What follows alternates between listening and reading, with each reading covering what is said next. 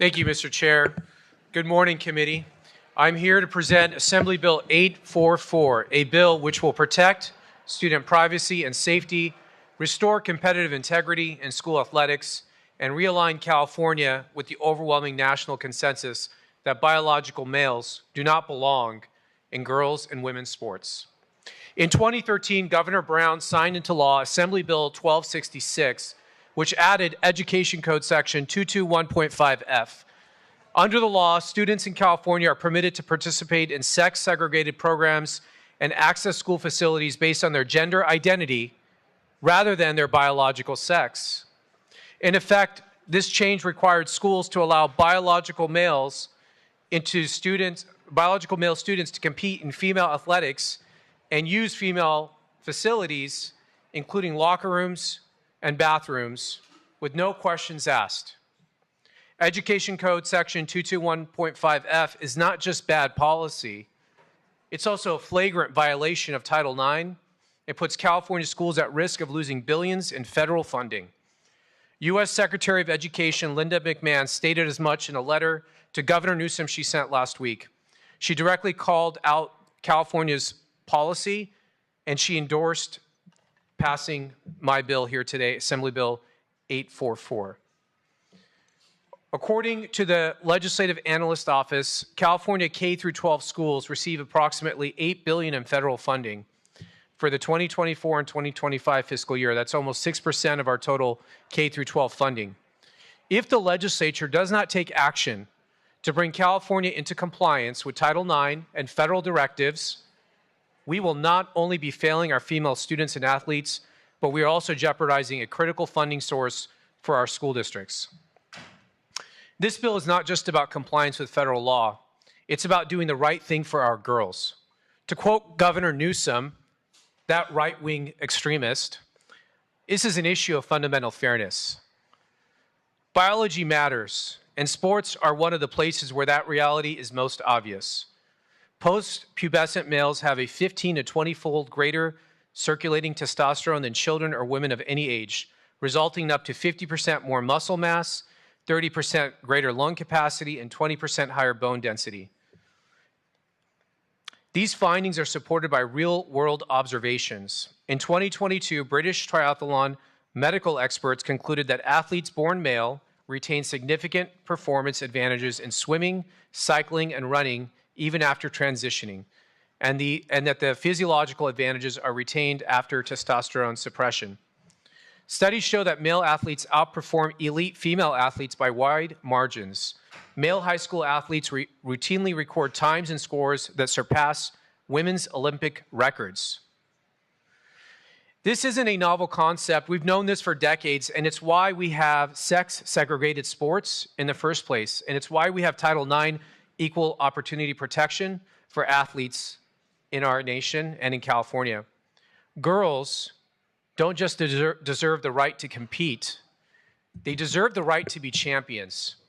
By allowing male athletes to compete in female sports, we deny young women that opportunity, along with scholarships and the recognition they've earned and deserve. This isn't a hypothetical. It's happening across the state, the nation, and the world.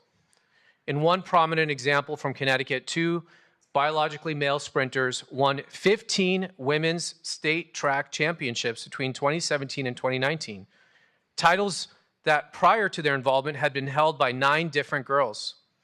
Just a few months ago in my own district, a biological male athlete identifying as a female took a varsity cross-country spot from the co-captain of the team.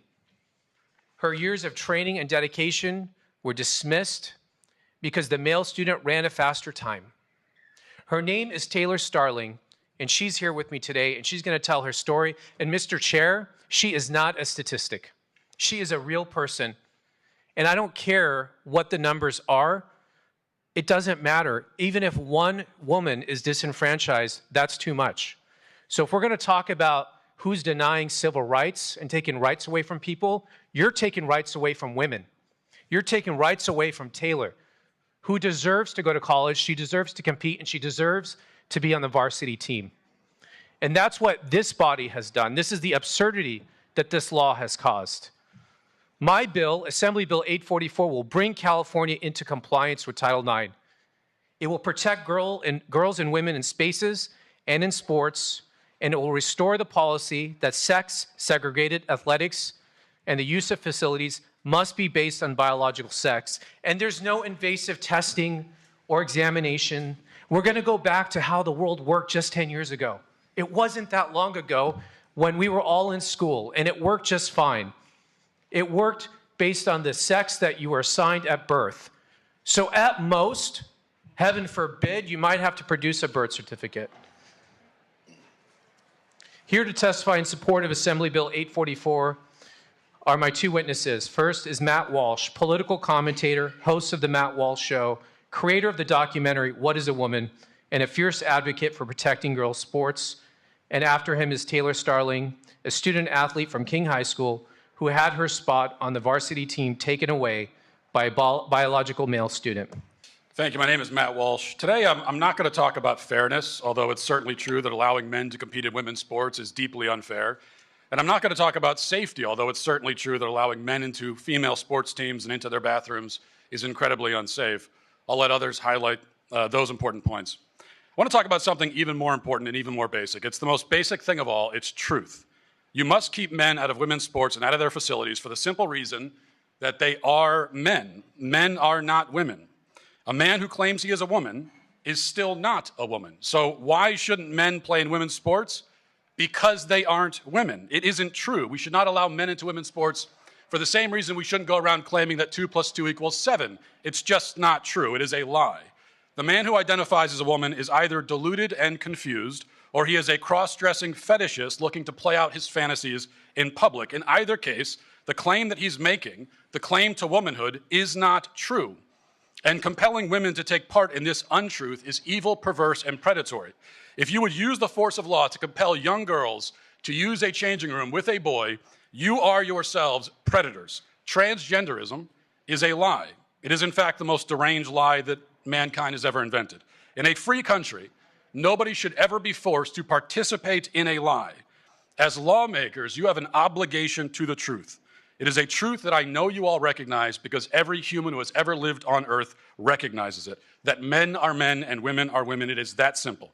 And the question before you is just as simple. The question is this: will you side with the truth, a truth so basic that every toddler understands it, or will you disgrace yourselves by denying it? That is your choice to make. Thank you. Good morning, members of the committee. My name is Taylor Starling. I'm 16 years old and I attend Martin Luther King High School. I have a 4.0 GPA, serve as vice president of my junior class, and volunteer with National Women's Charity League, and lead as captain of my school's cross-country and track and field teams. I was removed from my varsity girls team and replaced by a newly eligible male transfer student who received favorable treatment. I worked every day during summer with my team and into the school year 6 days a week, waking up at 5 a.m. to attend morning practices and staying at school until 4:45 each day. My goal was to attain a varsity spot on my school's Division I CIF team. Not an easy feat, but one I accomplished. Since the start of the season in August, I ran in every varsity race. In late October, the male transfer student was given my spot after not being held to the same strict team requirements as me and the rest of the girls. He did not have to attend practice while my team and I were running 7 miles a day together. After having my spot taken away from me that I earned, I missed out on running with my varsity team in one of the top cross-country invitationals of the season. As a result of this unfair treatment, my teammate Caitlin and I wore shirts that said "Save Girls Sports" and stated that boys and girls are different. It's common sense. XX does not equal XY. This is not hateful or unkind. This is reality. However, our athletic director made me remove my shirt and told me it was like wearing a swastika in front of a Jewish person, and said that I would face disciplinary action if I wore it again.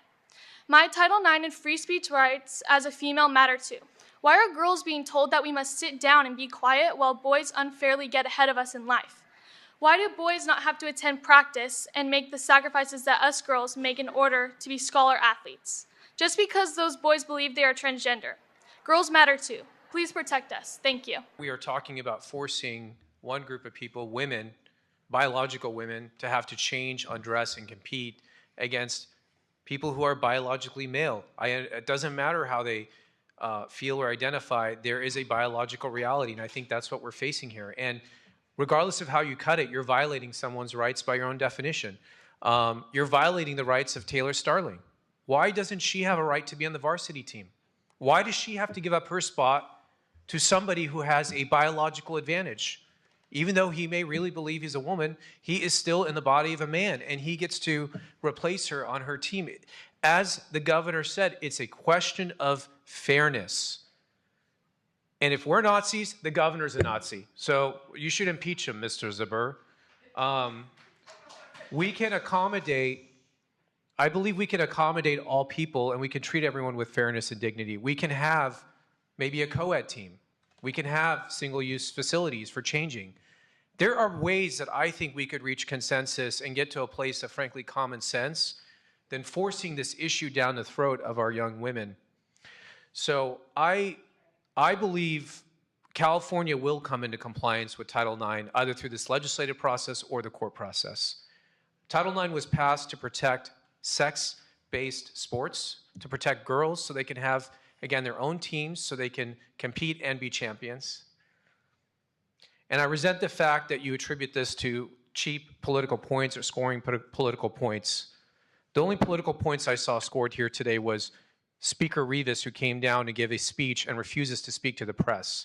He's not going to escape this. The governor gets it. 80% of the people get this. And if you double down today and you reaffirm this law, this failed policy, you'll get it in the next election. So with that, I ask for an aye vote, please. Madam Secretary, please call the roll. Ward. No. Ward, no. Lackey. Aye. Lackey, aye. El Houari. No. El Houari, no. Gonzalez. Aye. Gonzalez, aye. McKinner. No. McKinner, no. Ortega. No. Ortega, no. Quirk Silva. No. Quirk Silva, no. Rivas. Zuber. No. Zuber, no. That vote is 2-6. It is in position to fail. And we will hold the roll open for absent members. Thank you, Mr. Osili. Thank you.